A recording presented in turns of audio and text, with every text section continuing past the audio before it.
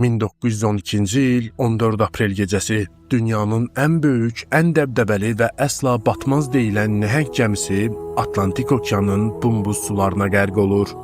Bizə illərdir danışılan rəsmi hekayə budur. Böyük bir təsadüf, gözlənilməz bir aysberq, qəhrəman musiqiçilər və faciəvi şəkildə həyatını itirən yüzlərlə insan. Amma bəs mən sizə bütün bu hekayənin arxasında bəşəriyyət tarixinin ən böyük sığorta fırıldağının dayandığını desəm, bəs o qorxunc gecədə batan gəminin əslində Titanik olmadığını öyrənsəniz necə? Bugün Detektiv X-də tarixin ən məşhur dəniz faciəsinin pərdə arxasının sirlərini açırıq. Əbədi tənhalığa məhkum olan gəmi həqiqətənmi Titanik idi? Gəlin baxaq.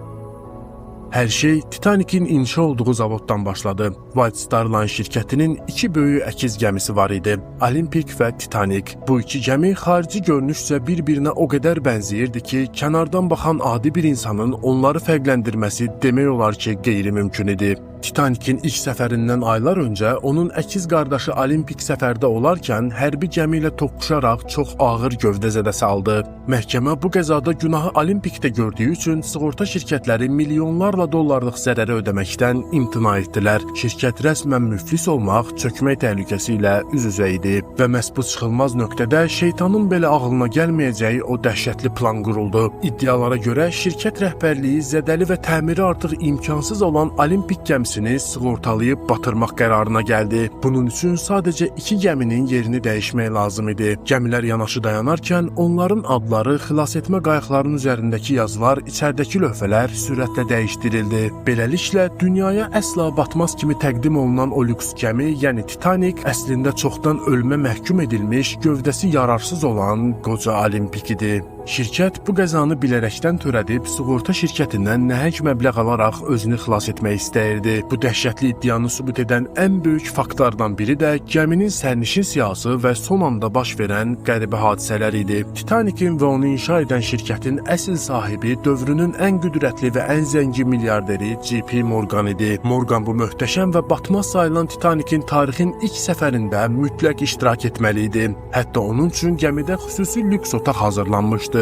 Lakin gəminin yola düşməsinə cəmi bir neçə saat qalmış, Morgan qəfil xəstələndiyini bəhanə edərək biletini ləğv edir. Ən qəribəsi də odur ki, onunla birlikdə Morganın yaxın dostu olan daha onlarla zəngin milyarder eyni saatda gəmiyə minməkdən imtina edir. Yoxsa onlar həqiqətənmi gəminin batacağını əvvəlcədən bilirdilər? Bəs bu ölüm səyahətində kimlər qaldı?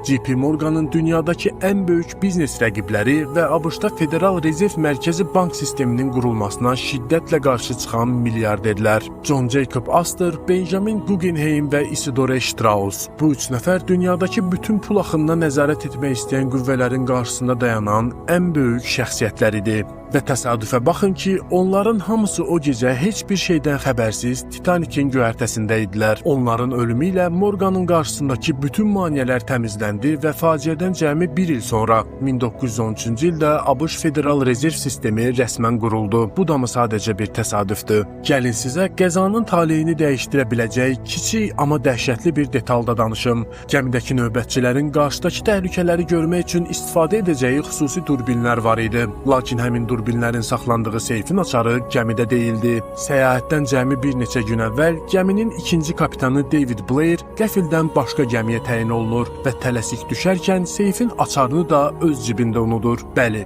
səhv eşitmədiniz. Yəqin ki, siz də artıq bu üst-üstə gələn təsadüflərin sadəcə bir təsadüf olmadığını hiss edirsiniz. Bəs əgər plan sadəcə gəmini batırıb sığorta pulunu almaq idisə, niyə bu qədər insan ölməli idi? Çünki planlaşdırılan xilas etmə əməliyyatı dəhşətli şəkildə uğursuzluğa düçar oldu. Titanicin batdığı ərazinin yaxınlığında Kaliforniya adlı başqa bir yük gəmisi var idi. Bu gəmi qəribə bir şəkildə heç bir sərnişin daşımırdı. Amma daxili anbarları minlərlə isti yorğan, geyim və yeməklə dolu idi. Qəribədir, elə deyilmi? İddialara görə Kaliforniyan gəmisi Titanicin qəza edəcəyi koordinatlarda bilərəkdən gözləyirdi. Gəmi yavaş-yavaş batmalı, sərnişinlər təhlükəsiz şəkildə Kaliforniyan gəmisinə köçürülməli və sığorta fırıldağı heç kimin burnu yolu qanamadan tamamlanmalı idi. Lakin koordinatların səhv olması, aradakı rabitəsizlik hər şeyi alt-üst etdi. Titanik gözləniləndən çox uzaqda aysberqə çırpıldı və hər kəsin gözlədiyindən qat-qat sürətlə suya batmağa başladı. Kaliforniya gəmisi isə uzaqdan gələn qırmızı rəngli təcili yardım fişənglərini adi şənlik atəşfəşanlığı zənn edərək yerindən tərpənmədi. Planlaşdırılan sığorta oyunu saniyələr içində tarixin ən böyük qətliamına çevrildi.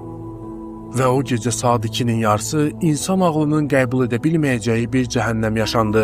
Dünyanın ən nəhəng gəmisi ortadan ikiyə bölünərək dəhşətli bir uğultu ilə suların dərinliyinə enməyə başladı. İşıqlar söndü, hər tərəf zülmət qaranlığa büründü. Göyərtədə qalan yüzlərlə insan saniyələr içində Atlantik okeanın -2 dərəcəlik bumbuz sularına töküldü. Təsəvvür edin, -2 dərəcəlik su. Bu temperaturda insan bədəni cəmi bir neçə dəqiqə tab gətirə bilər. Suya toxunduğunuz an bədəninizə minlərlə iti iynə batırmış kimi dəhşətli bir şok yaşayırsınız. Ağciyərləriniz kilidlənir, nəfəs ala bilmirsiniz və əzələləriniz saniyələr içində donmağa başlayır. Qaranlığın içində yüksələn o fəryadlar, can verən insanların səsləri kilometrlərlə uzaqdan eşidilirdi. Valideynlər övladlarını bumbuz suyun üzərində saxlamağa çalışır, insanlar bir-birlərinin üzərinə dırmaşaraq həyatda qalmağa can atırdılar. Lakin soyuq amansız idi.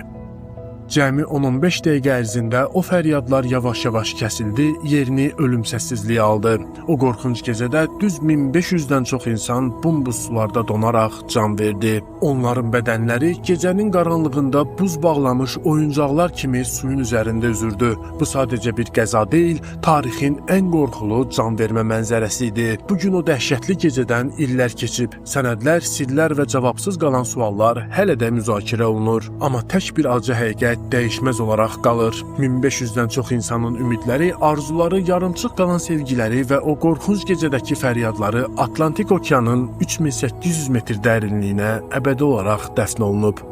Titanik günəş işığının əsla çatmadığı bumbuz və əbədi bir qaranlığa tərk edilib. O qaranlıq suların dibində yatan sadəcə bir dəmir parçası deyil, bəşəriyyətin acgözlülüyünün, pul hissinin və minlərlə məsum canın sükutudur. Bəlkə də tarixin ən böyük cinayəti elə o qaranlıq suların dibində əbədi olaraq gizli qalacaq. Sizcə, Titanik həqiqətənmi böyük bir təsadüfün qurbanı oldu, yoxsa böyük planların və gizli güclərin qanlı senarisi idi?